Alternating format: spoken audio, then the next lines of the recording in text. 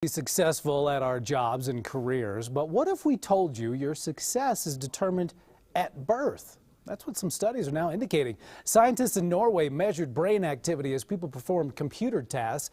They measured their ability to assess information under different situations.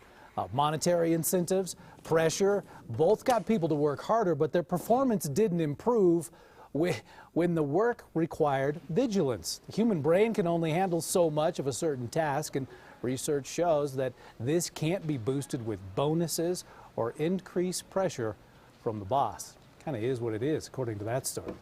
So one way to be successful at your job, knowing how to deal with some of those pesky situations that arise in the workplace. Joining us today, career coach Don Strankowski with some very good work advice. So the studies are showing that the pressure kind of doesn't work. The bonus can help. A lot of people at home starting a new year. How do we go about asking the boss for that raise? You know, everybody wants to be paid what they're worth in today's open market, Ken. So there are a couple of rules to follow when you want to ask for a raise. So number one, you want to schedule a separate meeting with your supervisor, especially if you don't have an annual review coming up. Get some separate time with them. You also want to put together a one-page document that's going to outline your accomplishments for the prior 12 months, goals going forward for the next 12 months, and also some areas of professional development. So you have a real snapshot and recap of your performance. Then you want to do a little salary research. Are you being paid market value? You can use salary.com, you can use payscale.com, so really aggregate the data. So then when you make your case for a raise, you're talking about how you've contributed value to the organization,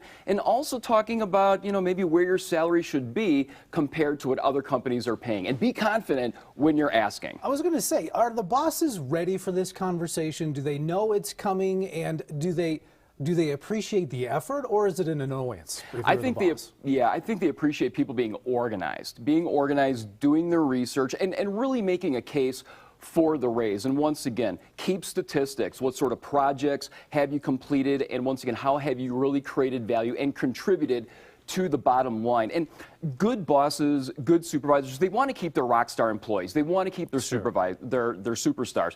So it's very, very expensive to recruit new employees. It's better to hang on to a really good one. Now, if you are in the workplace and there's somebody that you work with that is very disrespectful, give us some advice on moving forward to kind of get that situation under control and do it correctly. Well, workplace bullying can be a real issue. And number one, be objective. Is the person having a bad day? Are you maybe overreacting, or is there a pattern of behavior? You may want to enlist, maybe a friend or a coworker, bounce the situation off of them. What would they do? Have they experienced something similar? But if the pattern does persist, my recommendation is invite them to lunch, invite them to coffee, really express how their behavior has been making you feel, and ask them if there are any particular reasons for their reaction towards you. So actually talking to the person before you even get management involved in that situation, that's your recommendation? That's always the first step, Ken, absolutely. And just the fact that you approached them and brought it up is often enough just to mitigate that negative behavior. Interesting. See, that's great advice as we roll into 2016. Don, good to see you again. Thank you so much for having me. I tell you what, one person that is always a pleasure to work with, even when he's telling us the snow is on the way. Greg,